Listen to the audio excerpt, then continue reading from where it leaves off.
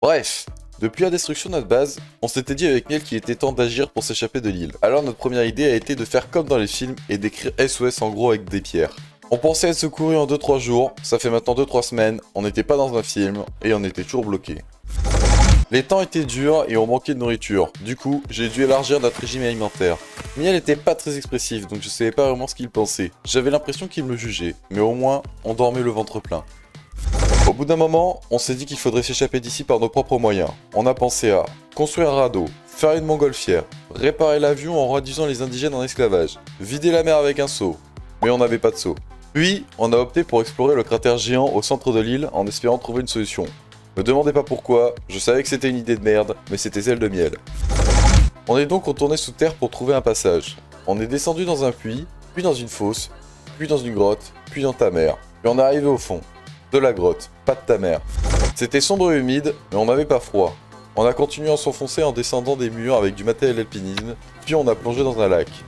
J'avais l'impression de faire toutes les activités d'une brochure d'un camp de vacances dans le Var. On a fini par arriver devant 2 grandes portes. Il y avait des indigènes devant. On leur a demandé si on pouvait passer, ils ont été coopératifs. Puis, pour ouvrir la porte, on devait empiler des rochers sur une plaque de pression. On n'avait pas de rochers, mais les indigènes nous ont aidés.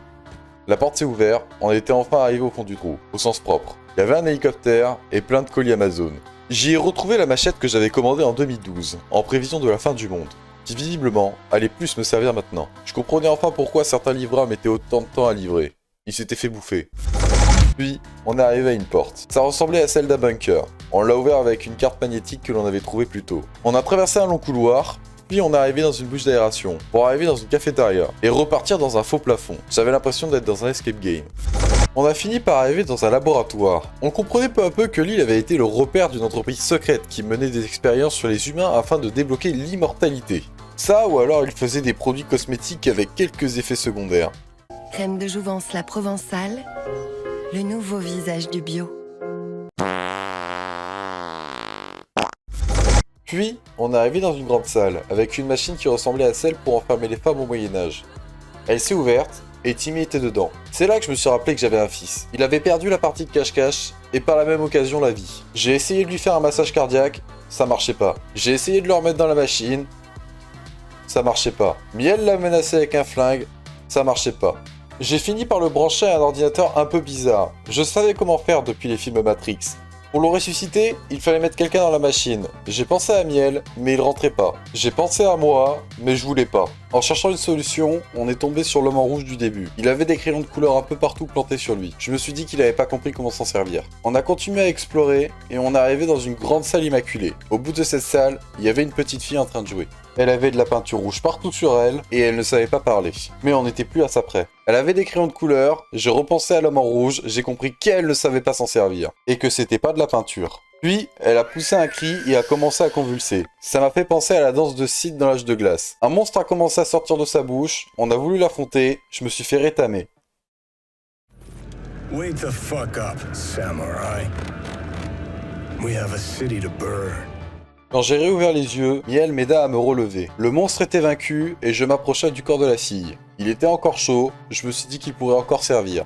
Je l'ai mise dans la machine, mais ça marchait pas. Il fallait un enfant vivant. On est arrivé à un ascenseur, qui nous a transportés jusqu'à une sorte de bureau secret dans les montagnes. C'était beau. Il y avait une machine bizarre qui n'avait rien d'humain. Sur le bureau, il y avait un ordinateur nous montrant un avion en vol. J'ai compris que la machine permettait de faire écraser un avion, et ainsi je pourrais à mon tour kidnapper un enfant pour ressusciter Timmy. La boucle serait bouclée. Il y avait aussi un autre ordinateur qui nous permettait de désactiver la machine. Mais on ne pourrait alors jamais ressusciter Timmy. Je me suis dit que si je le ramenais pas vivant à sa mère, j'aurais des problèmes. J'ai regardé Miel, il m'a pas regardé. J'ai appuyé sur le gros bouton rouge. 2 fois. Il y a eu un choc électrique, et puis plus rien. L'avion s'était pas écrasé et on était là comme 2 cons, dans ce grand bureau avec Miel, à regarder l'horizon. On s'est dit que ça avait été une belle aventure.